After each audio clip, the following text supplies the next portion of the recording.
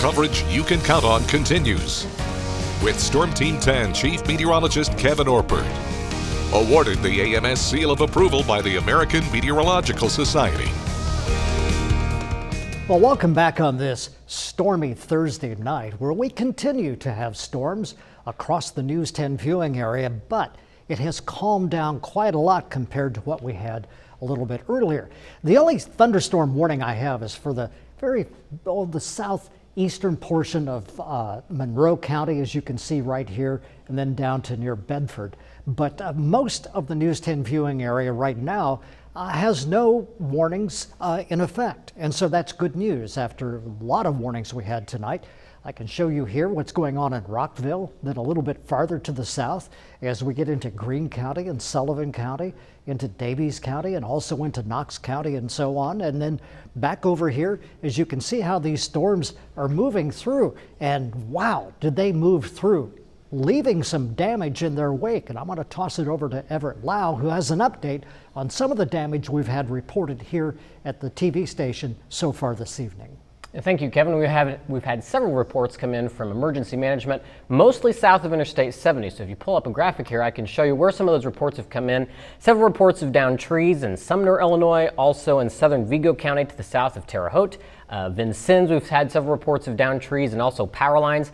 Also, emergency management in Knox County reported a semi was overturned on U.S. Highway 41 south of Vincennes. And then we did have 60-mile-per-hour wind gusts recorded in Bicknell and Sullivan, Indiana, as that line of thunderstorms moved through. So I'm sure there's other areas of damage out there, but obviously a little difficult to tell that. So if you will be driving in these areas, be sure to allow yourself some extra time and be cautious, as there could be some downed trees and limbs and things like that after these storms have worked through the area. Kevin? All right, thank you, Everett. Well, the watch now has been canceled for Indiana and also for Illinois. In fact, this just happened even before we went on the air. We still had a watch in effect for a portion of the News 10 viewing area, but the only county that we have right now is Monroe County.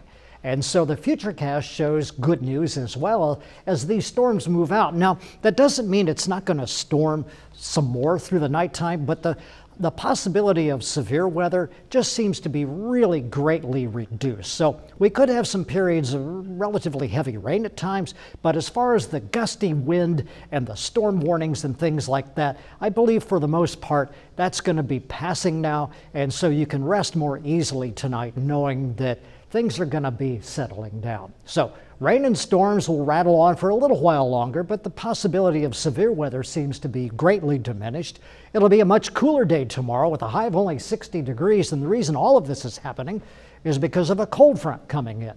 Now, let's take a look at the forecast for tonight. Rain and storms, breezy and cooler, but these will be diminishing as the night goes on. And then for a high tomorrow, only 60 degrees, breezy and cooler. Tomorrow night down to 43, becoming cloudy and not as breezy tomorrow night.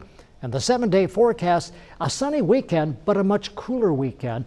And Saturday and Sunday nights, we're looking at overnight lows maybe in the upper 30s. And so I can't rule out the possibility of a little bit of patchy frost. So Brady will have more about that, I'm sure, tomorrow morning. Stay tuned. News 10 Night Watch will be back.